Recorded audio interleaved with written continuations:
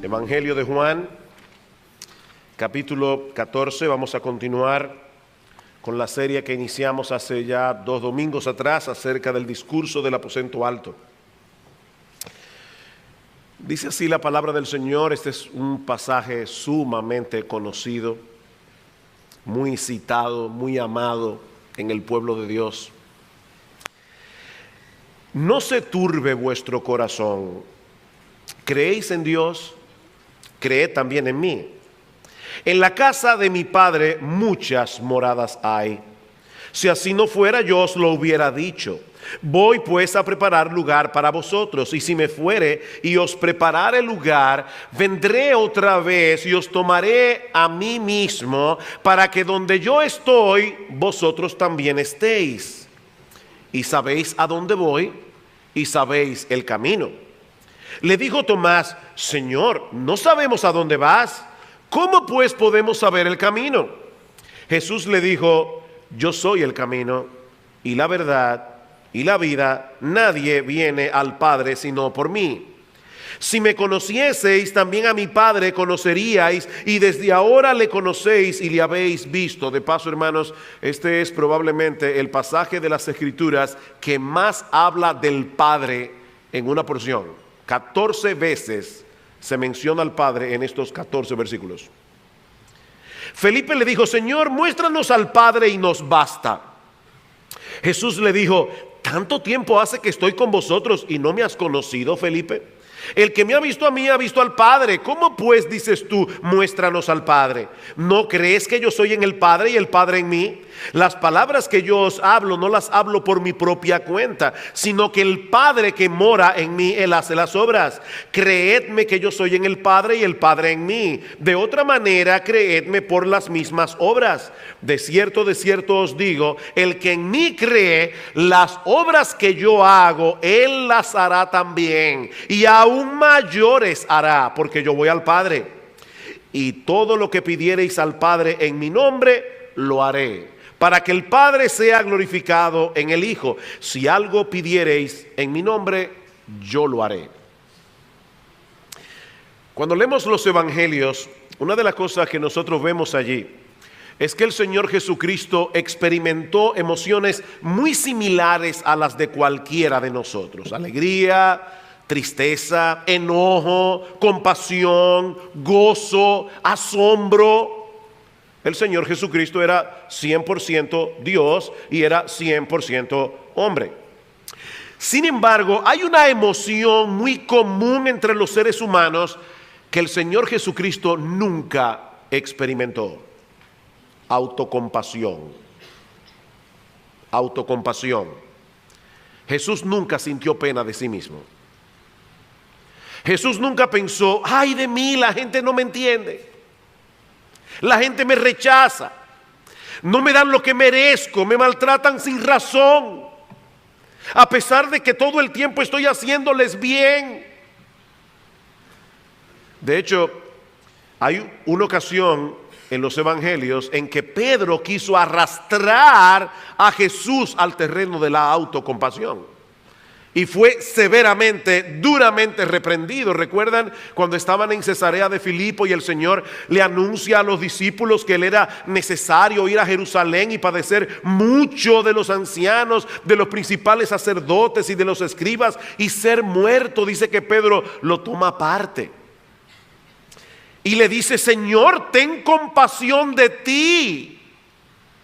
En ninguna manera esto te acontezca. Pero él, volviéndose, dijo a Pedro: quítate de delante de mí, Satanás. Me eres tropiezo, porque no pones la mira en las cosas de Dios, sino en las de los hombres. El Señor sabía que detrás de esa aparente empatía de Pedro había una tentación diabólica. La tentación de convencerlo de que el plan de Dios era cruel, de que el plan de Dios era demasiado duro. Pero Jesús confiaba plenamente en su Padre Celestial. Es por eso que aún en el huerto de Getsemaní, a pesar de la angustia de su corazón ante la perspectiva de la cruz, ¿cuál fue su petición final? Padre, que se haga tu voluntad, no la mía. que se haga tu voluntad. La gloria del Padre y la salvación de los suyos estaban por encima de su sentido de autopreservación. Todos nosotros tenemos un sentido de autopreservación y Jesús lo tenía.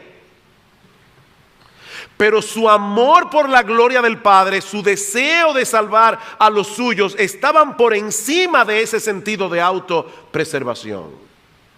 Y eso es precisamente lo que nosotros encontramos en este pasaje que vamos a estudiar en la mañana de hoy. El Señor acaba de anunciar que hay un traidor entre ellos, como vimos la semana pasada, y que esa misma noche el apóstol Pedro negaría 3 veces que lo conocía. Jesús sabía que dentro de unas pocas horas sería arrestado, juzgado y condenado a morir en una cruz. Él sabía que no había otro camino para él que recibir sobre sí todo el aborrecimiento de una humanidad caída, todo el peso de la ira de Dios por nuestros pecados. Mis amados hermanos, si había alguien en el aposento alto de quien pudiéramos pensar que tenía razón para autocompadecerse, era Jesús. Pero no lo hizo. Él estaba preocupado más bien por consolar el corazón atribulado de sus discípulos. Versículo 1 otra vez: no se turbe vuestro corazón. No se turbe vuestro corazón. Es interesante notar que la palabra que se traduce aquí como turbaciones es la misma que aparece en el capítulo 13, versículo 21, cuando dice que Jesús se conmovió en espíritu. La misma palabra cuando anunció que uno de ellos lo iba a entregar. De manera, mis hermanos, que hay una agitación del alma que es perfectamente legítima, que no es pecaminosa, porque Jesús la experimentó, pero hay otra que no lo es. Hay otra que no lo es. Jesús estaba conmovido por el destino de Judas. Jesús estaba conmovido por la dureza de su corazón. Los discípulos, en cambio, estaban turbados por su incredulidad. Hay un dolor y una conmoción interna que fluyen del amor, la de Jesús, y otra que fluye de la falta de fe, la de los discípulos. No se turbe vuestro corazón, creed en Dios, creed también en mí. Los discípulos estaban angustiados esa noche, porque su mundo parecía estar desmoronándose en 1000 pedazos. Las cosas no estaban saliendo como ellos esperaban, pero Jesús les dice: confíen en mí, confíen en mí. Como ustedes confían en Dios. De paso, mis hermanos, solo Dios puede demandar de los suyos una fe como la que Jesús está demandando de los discípulos aquí. Es evidente que Jesús se está equiparando en este texto a Dios el Padre. Ustedes confían en Dios, confíen también en mí. Y luego va a decir: yo y el Padre somos una misma cosa. Confiar en Dios y confiar en mí es exactamente lo mismo.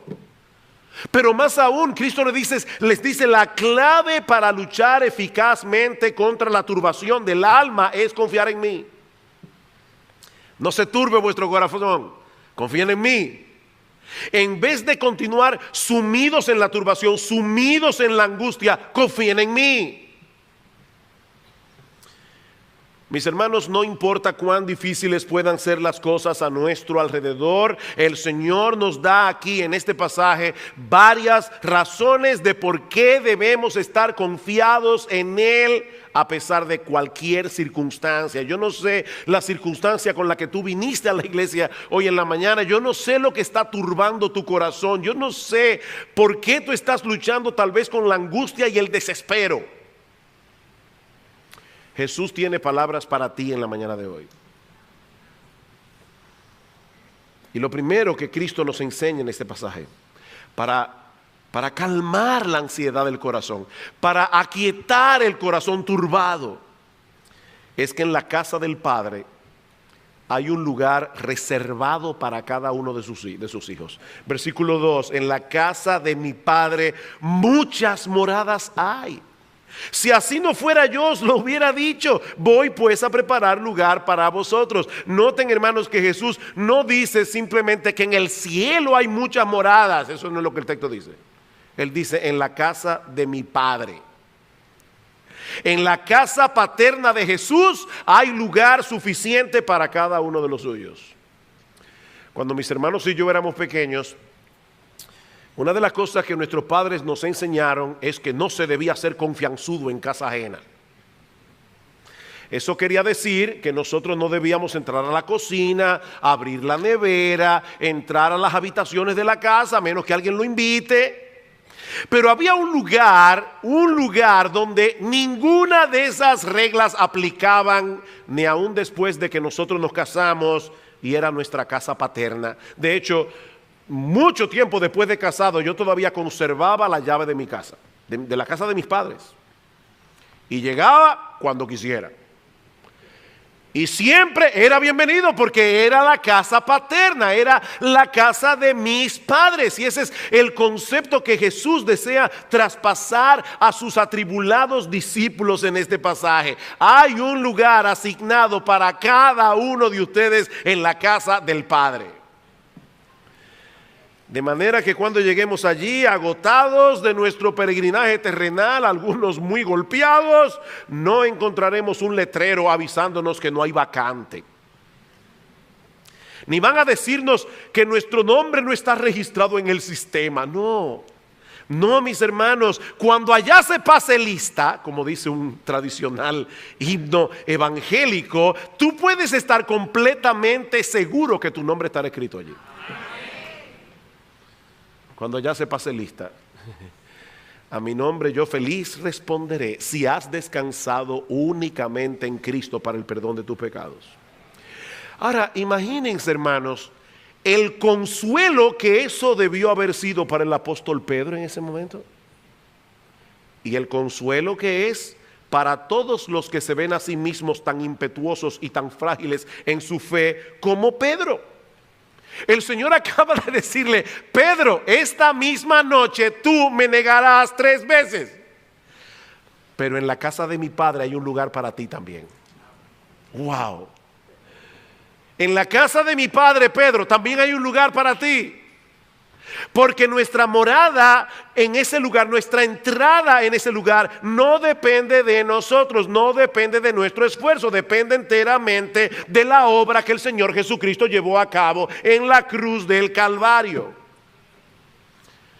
Es en ese sentido que el Señor nos dice en este texto: yo voy a prepararles un lugar, voy pues a preparar lugar para vosotros. Y si me fuere y os preparare lugar, la idea no es que Cristo se fue al cielo a construirnos la morada donde estaremos por toda la eternidad. Yo no sé cuántos de ustedes han visto ese programa que se llama Extreme Makeover.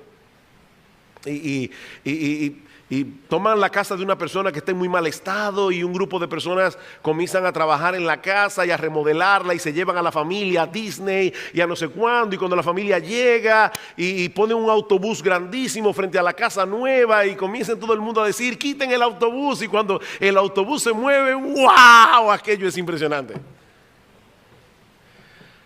Bueno, Jesús no se fue al cielo a hacerle un extreme makeover a nuestra casa celestial.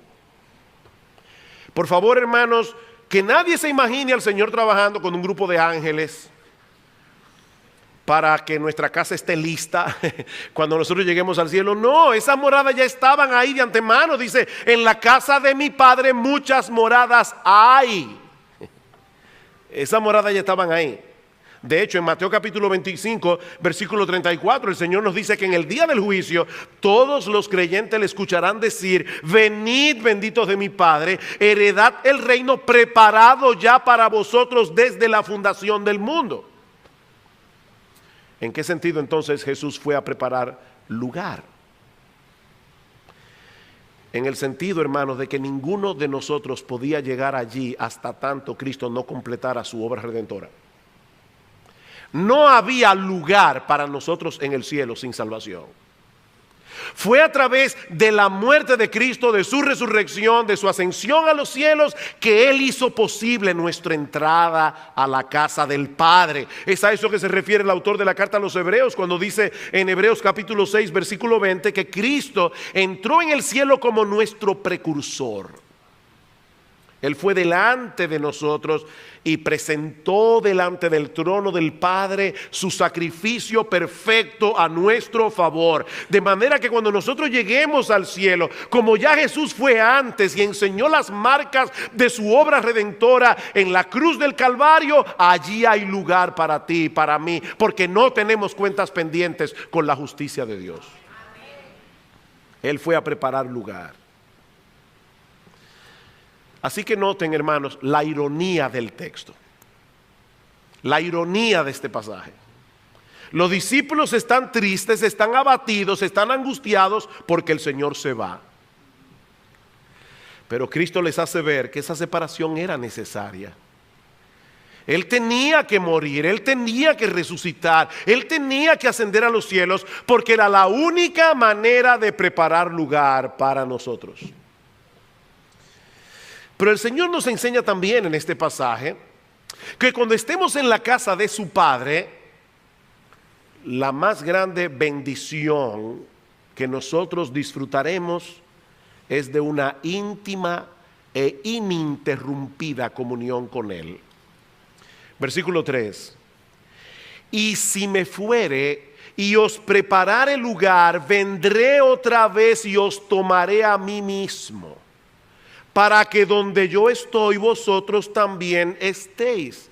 Noten, hermanos, que el Señor no dice aquí que Él vendrá otra vez para llevarnos al cielo. Él dice más bien, vendré otra vez y os tomaré a mí mismo, o como dice otra versión, para llevarlos conmigo. Para llevármelos conmigo, para que donde yo estoy, vosotros también estéis. Queridos hermanos, lo maravilloso de estar en la casa del Padre no son las calles de oro. Lo maravilloso de estar en la casa del Padre no son las puertas de perla. Ese es un lenguaje simbólico que nos habla de las glorias de aquel lugar. Pero la más grande bendición que nosotros disfrutaremos en la casa del Padre es el hecho de que tendremos comunión con Cristo, perpetua y perfecta.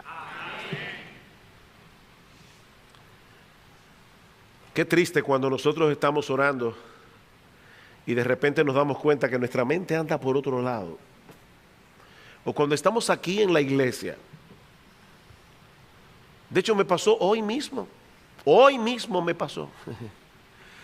Que repentinamente cantando uno de los himnos me di cuenta que mi mente estaba divagando. Y uno tiene que volver a traerla otra vez.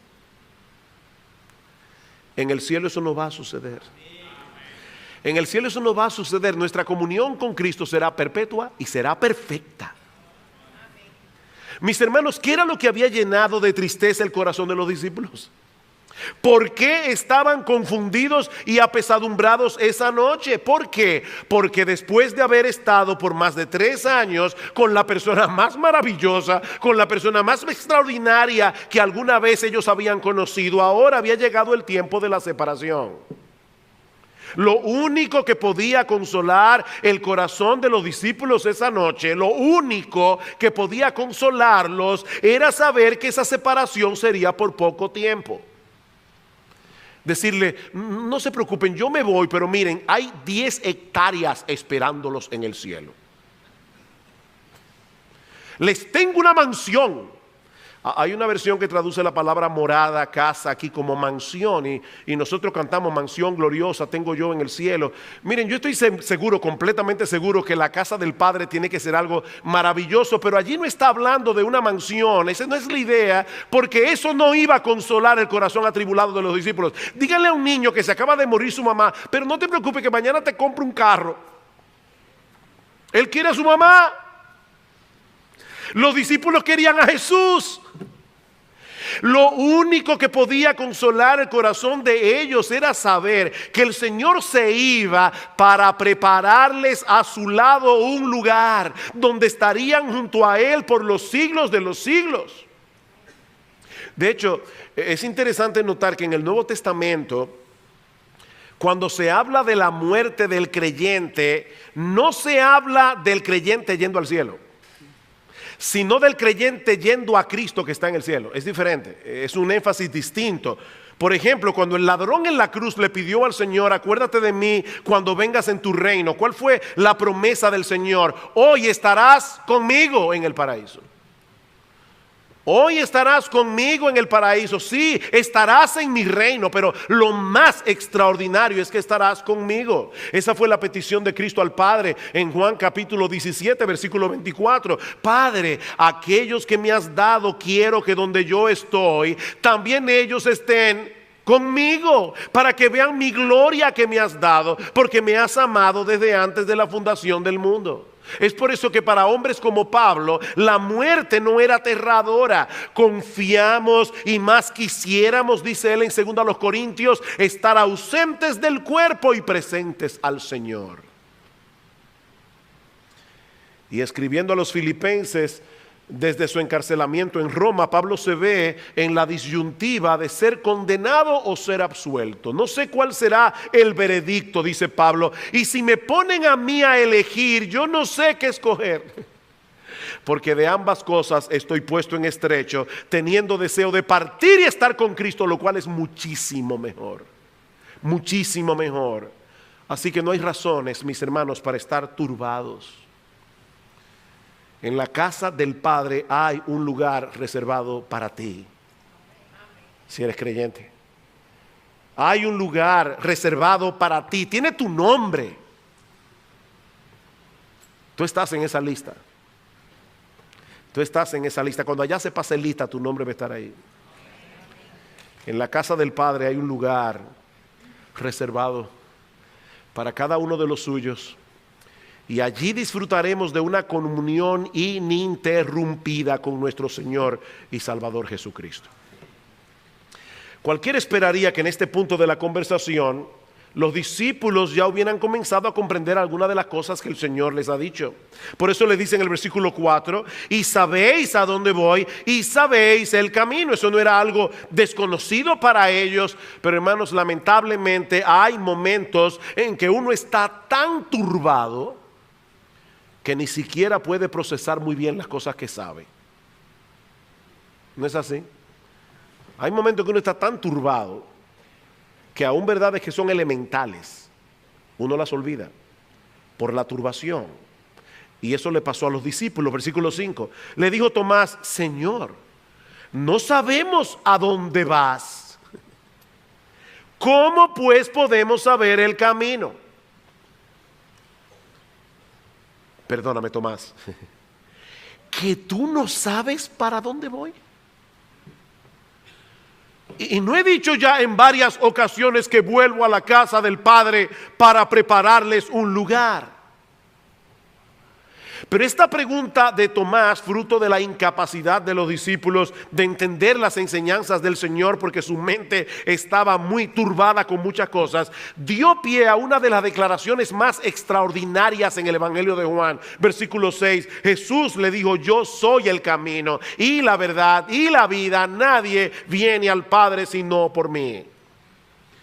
Y eso nos lleva de la mano a la tercera razón que encontramos en este pasaje para estar confiados y tranquilos en el Señor, sin importar las dificultades que puedan haber a nuestro alrededor. Y es que los creyentes en Cristo nos dirigimos con toda seguridad. Escuchen, hermanos, con toda seguridad a la casa del Padre, porque Jesús mismo es el camino. Mis hermanos, si nuestra salvación dependiera de nuestras obras, de nuestras buenas obras, si nuestra salvación dependiera de nuestra fidelidad en nuestro servicio al Señor, nunca pudiéramos estar seguros de haber llenado la medida. ¿Y cómo yo sé que ya yo hice suficientes buenas obras como para que me acepten en el cielo? ¿Cómo yo sé que la fidelidad que yo tengo por el Señor es lo suficientemente fuerte ante los ojos del Señor como para que Él me diga, sí, mi hijo, ven, entra? Hermanos, si nuestra salvación dependiera de nuestro esfuerzo, ¿cómo podemos saber que llegamos al estándar? ¿Cómo lo sabemos? No podríamos saberlo. Pero todo aquel que ha confiado únicamente en Cristo para el perdón de sus pecados puede estar absolutamente seguro de que terminará en la casa del Padre. Seguro, porque Jesús es el camino. Él es el camino. Él es el camino que nos lleva hacia allí, el único camino. Nadie viene al Padre sino por mí. Nadie. No es por Buda, no es por Mahoma, no es por Lao Tse, no es por tus buenas obras, no es por tu decencia, no es por tu religión. Nadie viene al Padre sino por mí. No existe la menor posibilidad de que alguien llegue a la presencia de Dios por otra vía.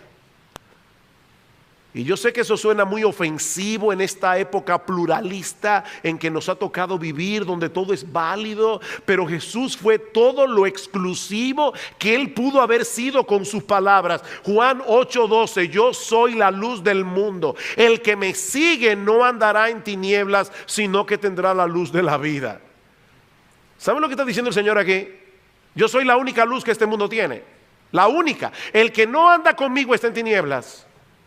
Juan capítulo 10, yo soy la puerta de las ovejas. Todos los que antes de mí vinieron ladrones son y salteadores. Yo soy la puerta. El que por mí entrare será salvo. Es a través de mí y de nadie más. Mi amigo, todas las otras vías de acceso que pretenden usar los hombres para llegar a la presencia de Dios están bloqueadas. Están bloqueadas.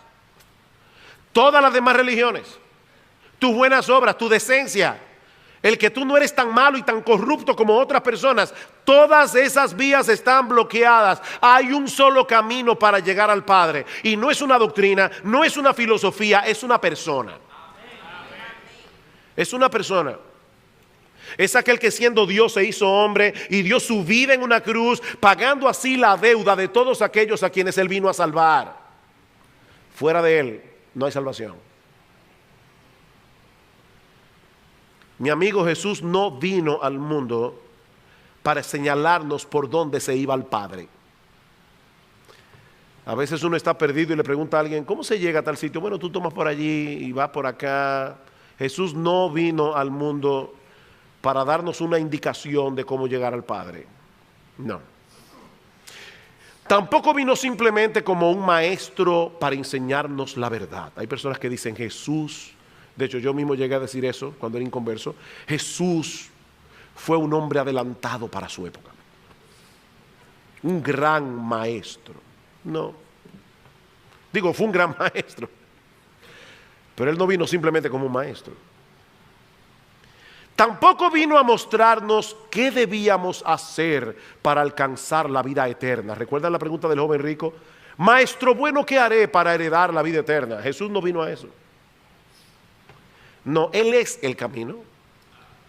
Él es la verdad encarnada y Él es la vida. Él compró vida por medio de su muerte y Él es la esencia de esa nueva vida.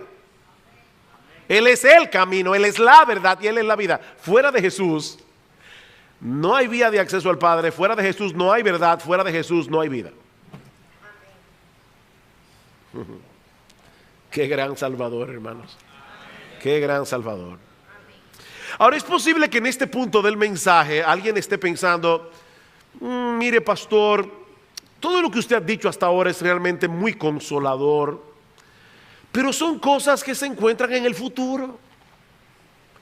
Cuando yo venga y lo lleve a la casa del Padre.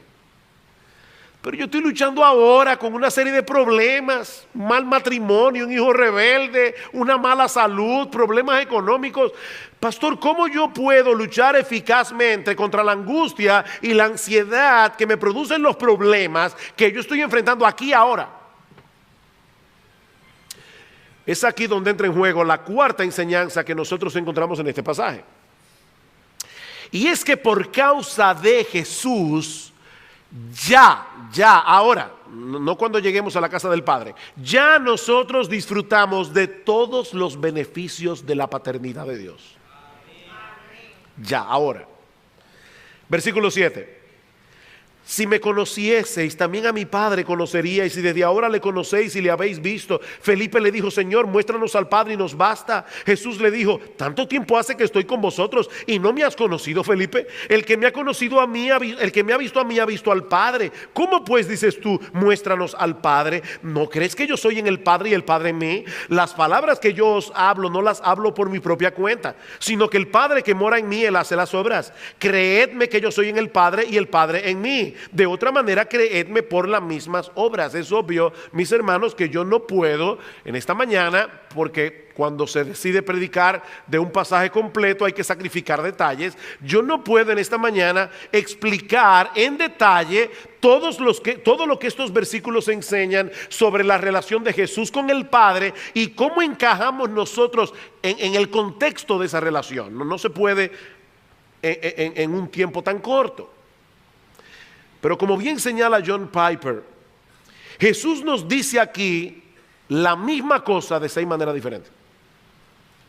¿De qué está hablando Jesús aquí? Bueno, Él dice lo mismo de 6 formas distintas.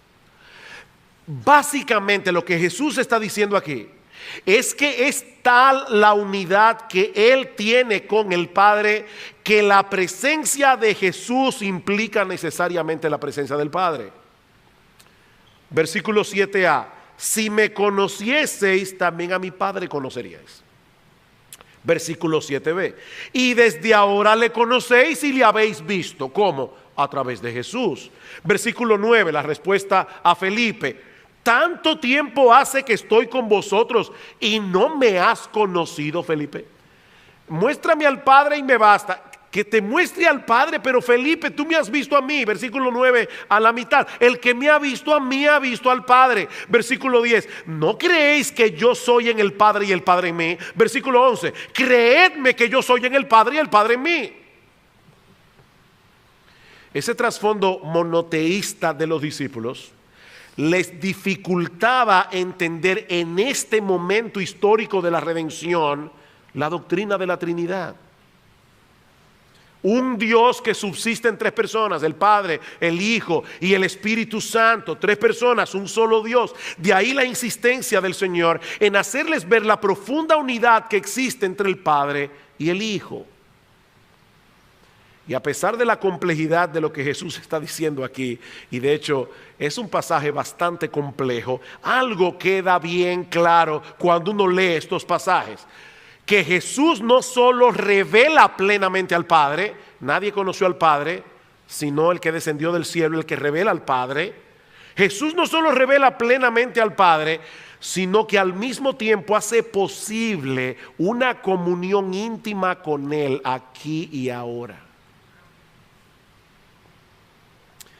Vamos camino a la casa del Padre, pero desde ya disfrutamos el enorme privilegio de conocer al Padre, el enorme privilegio de tener comunión íntima con el Padre. Eso lo explicaremos con más detalle la semana que viene, cuando hablemos del papel que juega el Espíritu Santo en todo esto, ahora que Jesús se va físicamente de este mundo. Pero escuchen lo que dice el Señor en los versículos 20 al 23 del capítulo 14. En aquel día vosotros conoceréis que yo estoy en mi Padre y vosotros en mí y yo en vosotros. El que tiene mis mandamientos y los guarda, ese es el que me ama. Y el que me ama a mí será amado por mi Padre. Mi hermano amado, con todas tus imperfecciones, tú amas a Jesús. Tú amas a Jesús. ¿Es Jesús el objeto de tu adoración? ¿Es Jesús el objeto de tu fe con todas sus imperfecciones? Pues escucha otra vez: el que me ama será amado por mi Padre, y yo le amaré y me manifestaré a él. Le dijo Judas, no el Iscariote: Señor, ¿cómo es que te manifestarás a nosotros y no al mundo? Respondió Jesús y le dijo: el que me ama mi palabra guardará, y mi Padre le amará, y vendremos a él y haremos morada con él. Nosotros somos templos de Dios. Dios mora en nosotros. Así como Jesús mora en nosotros por su Espíritu, porque donde está Jesús, está el Padre. Por tanto, mis hermanos, por causa de Jesús, ya nosotros disfrutamos aquí y ahora del cuidado tierno, sabio, amoroso, compasivo de nuestro Padre Celestial. De paso, no deja de llamarme la atención que esto es teología profunda. Y eso es lo que el Señor está usando para consolar el corazón atribulado de sus discípulos, teología. Hay personas que cuando están en aflicción y uno viene con la palabra y trata de compartir algunas verdades de la palabra, la reacción es: no me hable de teología, yo estoy muy triste, no me salga con eso. Hermanos, es la teología, es la verdad bíblica la que el Espíritu Santo usa para consolar nuestro corazón. La teología no es para estudiar en una academia y uno decir que uno es muy inteligente y que sabe mucha Biblia. Es que eso es lo que Dios usa para traer consuelo al corazón atribulado. Queridos hermanos, yo no sé cuáles son las circunstancias por las que ustedes están atravesando en este momento y qué puede estar provocando en ti una lucha en tu corazón con la ansiedad, con la angustia, con la turbación de espíritu. Pero recuerda, mi amado hermano, que si tú eres cristiano, tú tienes un Padre en los cielos que cuida de ti como a la niña de sus ojos. Tú tienes un Padre en los cielos. Un Padre que te tiene en este mundo todavía para cumplir un propósito extraordinario. Y eso nos lleva a la quinta verdad contenida en este pasaje que veremos más brevemente. Y es que mientras permanezcamos aquí, en lo que llegamos a la casa del Padre, Él hará por medio de nosotros, oye bien, óyeme bien mi hermano, mi hermana, Él hará por medio de nosotros obras mayores que las que hizo Jesús durante su ministerio terrenal. ¿Oíste eso? Versículo 12. De cierto os digo, el que en mí cree, las obras que yo hago, Él las hará también. Y aún mayores hará, porque yo voy al Padre.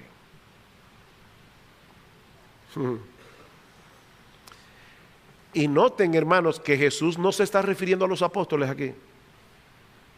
No. De cierto os digo, el que en mí cree, las obras que yo hago, Él las hará también, y aún mayores, porque yo voy al Padre. ¿Quiere esto decir, como muchos creen en el día de hoy, que todos los que creen en el Señor Jesucristo harán milagros más extraordinarios, más portentosos que los que Él hizo? Por supuesto que no. Por supuesto que no. Solo en el Evangelio de Juan encontramos esta breve lista de milagros. Jesús convirtió agua en vino, capítulo 2. Jesús sanó a la distancia al hijo de un oficial, capítulo 4. Jesús sanó a un paralítico de nacimiento, capítulo 5. Jesús alimentó a 5,000 personas con 5 panes y 2 peces, capítulo 5 otra vez. Jesús caminó sobre las aguas, capítulo 6. Jesús sanó a un ciego de nacimiento, capítulo 9. Jesús resucitó a Lázaro después de 4 días de muerto, capítulo 12. Y eso solo en el Evangelio de Juan. Es evidente que nadie puede hacer milagros más portentosos que los que hizo Jesús. Entonces, ¿qué significa eso? Bueno, para poder entender a qué se refiere el Señor aquí, tenemos que volver atrás a la respuesta que le da a Felipe en el versículo 10. ¿No crees que yo soy en el Padre y el Padre en mí? Y ahora pongan atención, las palabras que yo os hablo, no las hablo por mi propia cuenta, sino que el Padre que mora en mí, Él hace las obras.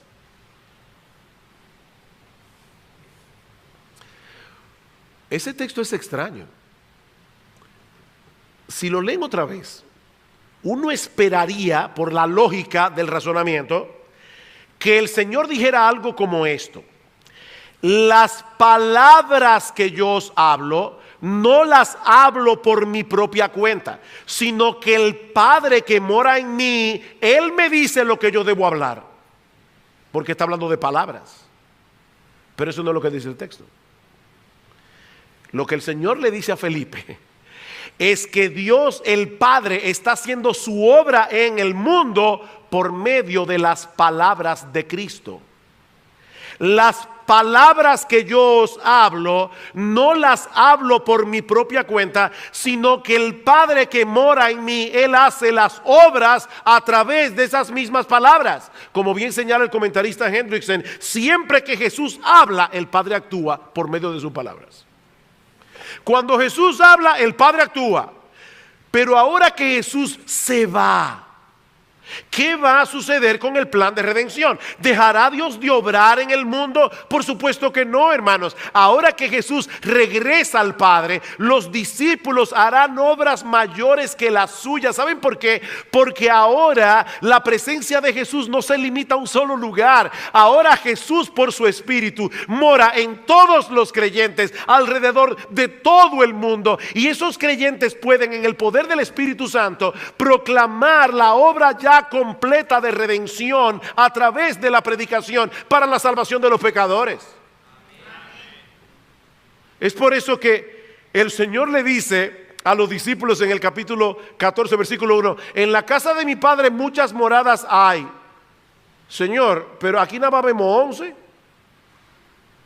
11 discípulos en el aposento alto. ¿Y para quién son todas esas muchas moradas? Porque el Señor sabía que su obra se iba a expandir a través de todo el mundo. Iba a haber millones de todo pueblo, lengua, tribu y nación que se iban a convertir a través de la predicación de la palabra por esos discípulos en los cuales ahora mora Jesús por su Espíritu. Hermanos, por extraño que parezca, durante el ministerio terrenal de Jesús, la obra de redención estaba incompleta. Porque Él no había muerto todavía. Él no había resucitado. Él no había ascendido a los cielos todavía. De manera que nosotros que vivimos del otro lado de la cruz, tenemos una mayor oportunidad que el mismo Jesús para alcanzar a los perdidos con el Evangelio, al proclamarles lo que Cristo hizo ya para salvar a pecadores. Nosotros estamos en una mejor posición que Jesús.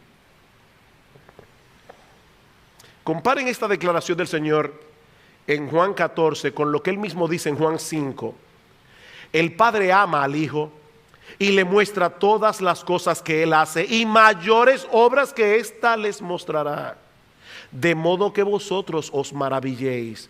Porque como el Padre levanta a los muertos y les da vida, así también el Hijo a los que quiere da vida. ¿Cómo? De cierto os digo, el que oye mi palabra y cree al que me envió tiene vida eterna y no vendrá a condenación, mas ha pasado de muerte a vida. De cierto os digo, viene la hora, y ahora es, cuando los muertos oirán la voz del Hijo de Dios. ¿Saben a través de quiénes? A través de ti y de mí, mi amado hermano. Los muertos oirán la voz del Hijo de Dios cuando se les predique el Evangelio, cuando se les anuncie lo que ya Cristo hizo por nuestra redención en la cruz del Calvario, y los que oyeren vivirán.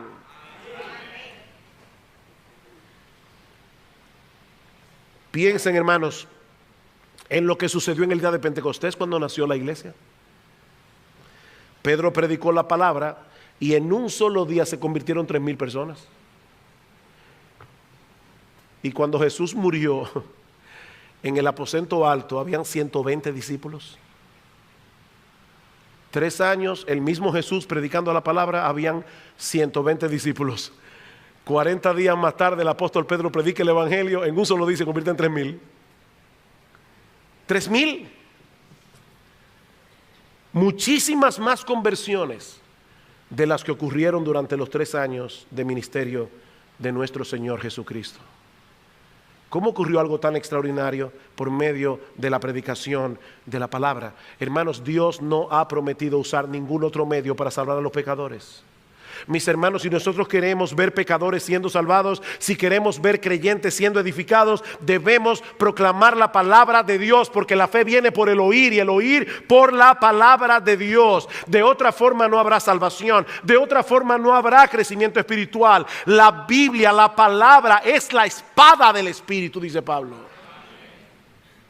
La espada del Espíritu. El instrumento por medio del cual Él opera en la vida de personas. Miren, hermanos, miembros de Iglesia Bíblica del Señor Jesucristo, cuidado, cuidado, hermanos. Nosotros podemos hacer un montón de cosas más atractivas para que vengan más personas a nuestros cultos, sobre todo a los jóvenes. Queremos alcanzar a los jóvenes, obviamente. Pero si dejamos de predicar la palabra y sustituimos la predicación de la palabra por esas cosas que son más atractivas, indudablemente vamos a traer más personas a la iglesia, es muy probable, pero no las vamos a traer a Cristo. Porque solo la palabra de Dios es viva y eficaz. Solo la palabra de Dios puede convertir pecadores en santos. Solo la palabra de Dios le da vida a los muertos. Me encanta ese pasaje en Ezequiel capítulo 37, cuando Dios lleva al profeta a ese campo lleno de huesos secos en gran manera, dice el pasaje en Ezequiel 37, y el Señor le dice: dime una cosa, Ezequiel, ¿vivirán esos huesos? Y dice: Señor, tú lo sabes. ¿Y quién sabe eso? Tú lo sabes. Dice: Ezequiel, profetiza sobre esos huesos. Ezequiel, predícales la palabra. Y dice que cuando Ezequiel comenzó a predicar la palabra, dice que los huesos comenzaron a juntarse con los huesos, y luego comenzaron a subir tendones y músculos y piel, y de repente había un ejército de hombres y mujeres de pie ante Dios allí, adorando al que vive por los siglos de los siglos. ¿Cómo ocurrió eso? Por el poder de la palabra de Dios.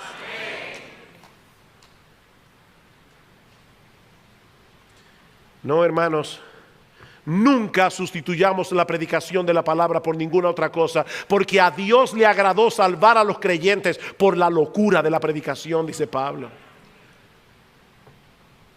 Y es en ese contexto que ahora el Señor nos promete proveernos todos los recursos que necesitamos para llevar a cabo esa tarea que se nos ha encomendado. Versículo 13: y todo lo que pidiéramos al Padre en mi nombre, lo haré para que el Padre sea glorificado en el Hijo. Si algo pidiereis en mi nombre, yo lo haré. ¿Qué está diciendo el Señor aquí? Prediquen el Evangelio. Él no está hablando de otro tema. No fue que de repente dijo: y vamos a hablar de la oración. No.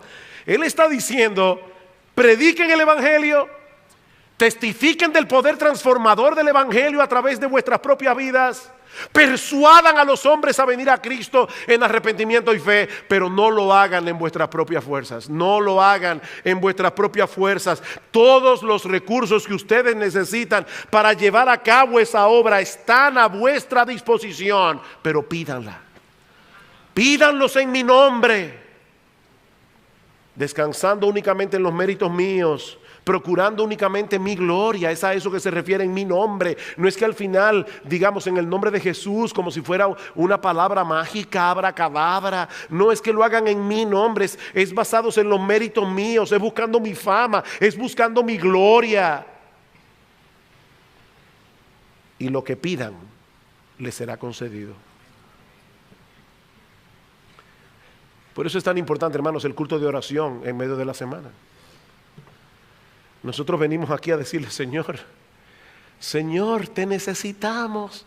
Este domingo vamos a predicar la palabra y nosotros queremos ver muertos que vengan a la vida. Señor, suplicamos tu ayuda. En conclusión, mis hermanos, si hay una persona en el mundo que no tiene razón para sentir lástima de sí mismo, es el cristiano. No lo olviden, Cristo nunca sintió autocompasión. Si hay alguien que puede luchar eficazmente contra la angustia y la turbación a pesar de las dificultades, es el que ha puesto toda su confianza en aquel que se presenta a sí mismo como el camino, la verdad y la vida.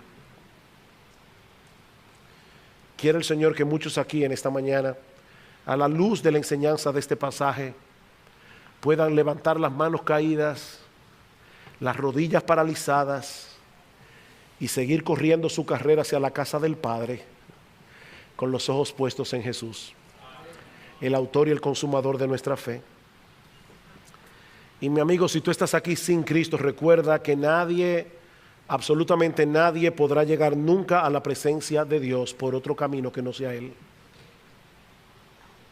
Alguien dijo una vez que una persona puede ir al cielo sin salud, sin riquezas, sin fama, sin un gran nombre, sin mucho conocimiento, sin trabajo, sin cultura, sin bellezas, sin amigo y sin 10,000 otras cosas, pero nunca podrá ir al cielo sin Cristo.